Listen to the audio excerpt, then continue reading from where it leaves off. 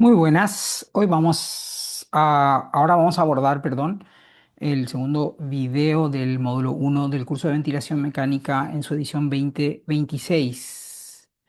Básicamente, vamos a revisar primero la siguiente situación. Tenemos un paciente bajo ventilación mecánica ventilado en un modo controlado por volumen, ¿sí?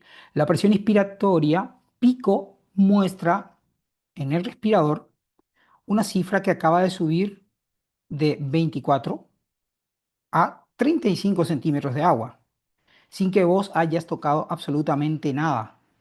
¿Qué cambió? La respuesta honesta es que con ese solo dato es imposible saber lo que pasó. 35 puede ser un tubo acodado, puede ser un broncoespasmo, puede ser una telectasia masiva o puede ser un neumotórax. Todas dan presiones pico elevadas, todas. Pero sin embargo, cada una de ellas exige una conducta médica concreta y específica totalmente distinta a las demás. Para distinguirlas, necesitas descomponer esta presión y entender la información que en ella viene oculta. Y para descomponer esta presión necesitas un marco teórico de análisis. Ese marco lo da la ley de Ohm aplicada al sistema respiratorio. Es la herramienta más barata, más poderosa y más infravalorada que tenés a pie de cama para poder dilucidar lo que está pasando. La ley de Ohm aplicada al sistema respiratorio va a ser el centro de este segundo video, porque la presión del respirador no es un número único, sino que es la suma de interacción de fuerzas ocultas traducidas en un solo número. La pregunta de primeros principios sería, ¿qué relación matemática conecta a la presión, al flujo y a la resistencia en cualquier sistema en el que un fluido se mueve por un conducto? Si la respuesta te suena, es porque la conoces ya desde el colegio, desde el bachillerato, ¿m? Solo que la viste con otras letras y en otros escenarios. Es la ley que relaciona el voltaje, la corriente y la resistencia eléctrica, y es la misma forma matemática que rige la presión, el flujo y la resistencia en cualquier vía aérea biológica o artificial. Cambian las unidades, cambian las denominaciones, este, pero la estructura matemática es idéntica. Fundamentalmente cambia el sustrato físico, que es lo que realmente cambia en el fondo, ¿verdad? Esto tiene una implicancia operativa que es de lo que va este video entero. ¿M? Si conoces dos de las tres variables, puedes calcular la tercera a pie de cama del paciente y ubicarte rápidamente, pero rápidamente, sobre esta situación del paciente que comentamos hace rato. Vamos a revisar la ley como concepto físico, la ley de Ohm. Vamos a desarmar la ecuación. Vemos que delta P es una diferencia de presión o un gradiente de presión. La presión donde el flujo entra al sistema menos la presión donde el flujo sale. Es decir, no es una presión absoluta, sino es un gradiente, una caída a través de un segmento, que en este caso es la vía aérea. Q es el flujo. ¿Cuánto volumen de aire pasa por unidad de tiempo? Típicamente en litros por segundo. Y R es la resistencia, es la oposición que ese segmento le ofrece al flujo en unidades de centímetros de agua dividido por litros por segundo. La ley dice que estos tres están atados linealmente. Si la resistencia se mantiene constante, duplicar el flujo duplica la caída de presión. Y al revés, si la presión que generas permanece constante y la resistencia aumenta, el flujo cae proporcionalmente. Y ojo, me estoy refiriendo a la caída de presión, la diferencia entre la presión inicial y la final. Tres advertencias importantes antes que podamos seguir, ¿sí? Que son importantes, ¿sí? Recuerda, porque cada una de estas advertencias es un micro video distinto del módulo, pero conviene que aquí ya te llame la atención sobre ella. La primera, la ley asume que la relación entre presión y flujo es lineal. Esto es cierto cuando el régimen de flujo del fluido es de característica laminar. Cuando el flujo se vuelve turbulento, la relación deja de ser lineal y la presión sube como una función del flujo al cuadrado, no del flujo a la primera potencia. ¿Sí? Vamos a revisar formalmente este concepto, esta realidad, cuando veamos el video número 4 del módulo 1, ¿sí? Y revisemos los conceptos de número de Reynolds que ya también fuimos anticipando antes. La segunda advertencia es que el valor de R no es una constante propia del paciente. Depende de la geometría del conducto, del régimen del flujo y de las propiedades del gas que está fluyendo. Ojo, es decir, la resistencia no es intrínseca al paciente solamente, sino que hay otras variables en juego que tienen que ver con esta resistencia, ¿sí? Tener siempre presente eso es importante. Y la tercera advertencia es que la caída de presión que la ley describe es solo el componente resistivo de la presión total. El sistema respiratorio también tiene componentes elásticos asociados a la distensibilidad pulmonar y a la distensibilidad torácica y en menor medida algunas propiedades inerciales que son a todos los efectos del curso despreciables, ¿sí? Estos componentes se incorporan formalmente en la ecuación de movimiento respiratorio que vamos a derivar en el módulo 2. No vamos a abordar ahora ese concepto porque no quiero confundir, ¿sí? Ni mezclar ideas. Entonces, tres advertencias. Cuidado, ¿sí? La ecuación de la ley de Ohm es una herramienta potente para analizar los fenómenos a pie de cama, pero tiene limitaciones. Primero, que asume una linealidad que solo es válida en el flujo laminar. Segundo, que asume que la resistencia no es constante y depende básicamente de la geometría del tubo por donde fluye el fluido, ¿sí? Pero también depende del régimen del fluido, si es laminar o turbulento, y de las propiedades del gas en función de su densidad fundamentalmente y de su viscosidad, que también vamos a revisar cuando veamos la ley de Boissel.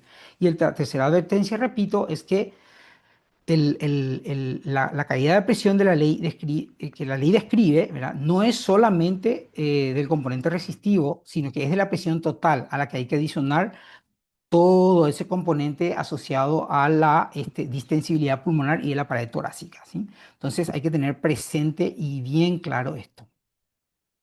Entonces, llevamos la ecuación a un paciente real, ¿sí? En un paciente intubado y ventilado, el gradiente de presión es la diferencia entre la presión medida en el extremo proximal del circuito, donde estaría el sensor del respirador cerca de la conexión del tubo endotraqueal. Generalmente es así cuando tenemos respiradores de terapia intensiva o dentro de empotrado en los sensores de la máquina de anestesia, ¿verdad? Y la presión que existe en el alveolo en ese instante. Q es el flujo inspiratorio que el respirador está entregando y R, por lo tanto, es la resistencia total entre el sensor y el alveolo. Incluye el tubo endotraqueal, las vías aéreas superiores y todo el árbol bronquial hasta donde se vuelve insignificante por la sumatoria de áreas, ¿sí? Acá viene el truco operativo que cambia la cabeza del anestesiólogo. Vos podés medir las tres variables a pie de cama. El flujo lo ves en la curva de flujo-tiempo del respirador. La presión proximal la ves en la curva presión-tiempo. Y la presión alveolar,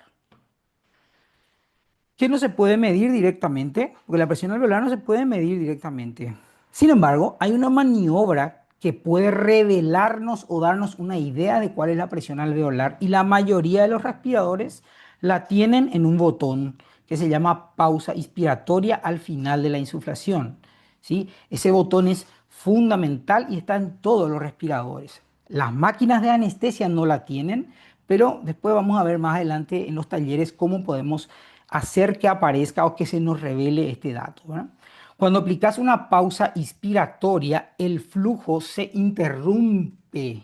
El flujo se interrumpe abruptamente, dejando a Q igual a cero. Y mantenés el volumen entregado dentro del tórax durante un par de segundos. En eso consiste la pausa. En ese instante, como Q es cero, el término Q por R se anula. La presión que el respirador está midiendo en la pausa, que llamamos presión de meseta o presión plateau, ya no incluye el componente resistivo.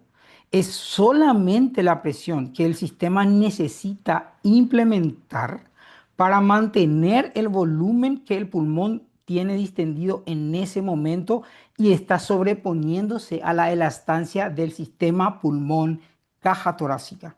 Y la diferencia entre la presión pico, que es la que tenías justo antes de la pausa, y la presión meseta es exactamente el componente resistivo. ¿Sí? Componente resistivo. Es decir, P pico, P pico, menos P meseta, menos P meseta, dividido el flujo en ese momento, es igual a la resistencia que el respirador está gestionando y que el sistema de la vía aérea impone al flujo del fluido, en este caso el aire. ¿Sí? Entonces, volvamos al paciente del inicio, con presión pico de 35, que era nuestro problema. Si aplicas la pausa, podrías ver dos situaciones. Si la meseta baja a 32, el delta resistivo es de 3 centímetros de agua. Y con un flujo de 1 litro por segundo, esos son 3 unidades de resistencia, lo que es normal o casi normal, ¿sí? Entonces, el problema es, no es resistivo, es elástico. Por lo tanto, lo que tenés que pensar es que este paciente está ante una eventual atelectasia masiva o ante un neumotórax, por ejemplo.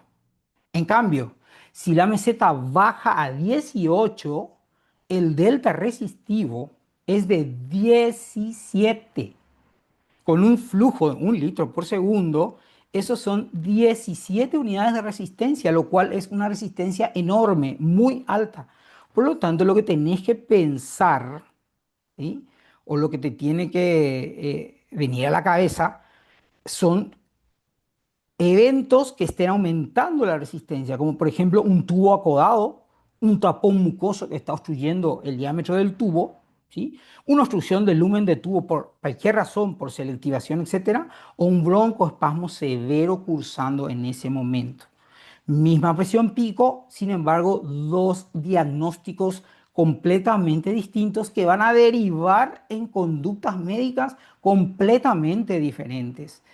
La pausa de 2 segundos te permite distinguir esta situación de manera rápida a pie de cama, ¿sí?